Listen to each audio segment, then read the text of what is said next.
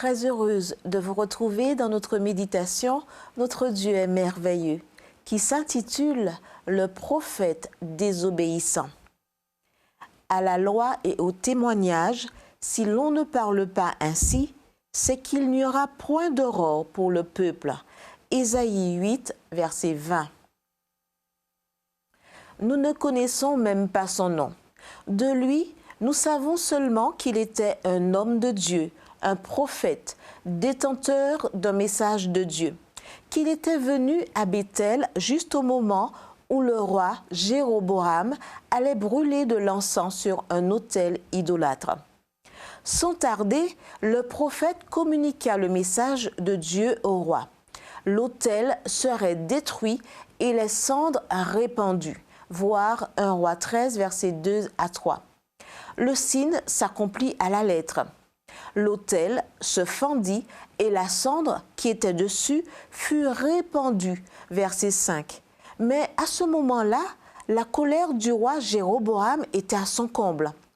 Tendant la main, le roi ordonna de saisir le prophète. Et la main que Jéroboam avait brandie contre lui se trouva paralysée. Et il ne put la ramener à lui. Verset 4. Puis le roi demanda au prophète de prier pour lui. L'homme de Dieu implora l'Éternel, et le roi put retirer sa main, qui fut comme auparavant. Verset 6. Lorsque le roi l'invita chez lui pour manger ensemble, le prophète déclina l'offre, déclarant qu'il avait des ordres précis du Seigneur. Pendant sa mission, il ne devait pas manger de pain, boire de l'eau, ni retourner par le même chemin. Mais ensuite, il se passa quelque chose de très étrange. Alors que le prophète retournait en Judée, il fut intercepté en chemin par un vieil homme de Béthel qui l'invita chez lui. Le prophète déclina l'offre, mais l'homme insista. « Moi aussi je suis prophète de l'Éternel, comme toi. Un ange m'a parlé en ces termes de la part de l'Éternel.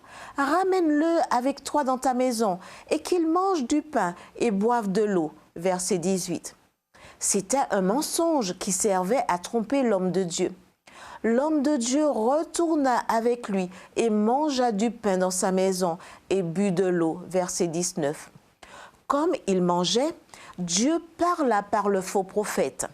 Ainsi parle l'Éternel, parce que tu as été rebelle à l'ordre de l'Éternel, ton cadavre n'entrera pas dans la tombe de tes pères. Versets 21 à 22. La prédiction s'est réalisée. Celui-ci s'en alla. Un lion l'attrapa en chemin et le tua. Verset 24. Une leçon pour nous, comme le mentionne à juste titre le commentaire biblique adventiste, Dieu s'est révélé dans sa parole. Tout ce que les hommes disent qui ne s'harmonise pas avec cette parole n'a pas de lumière en soi. Elle n'a pas brillé sur eux.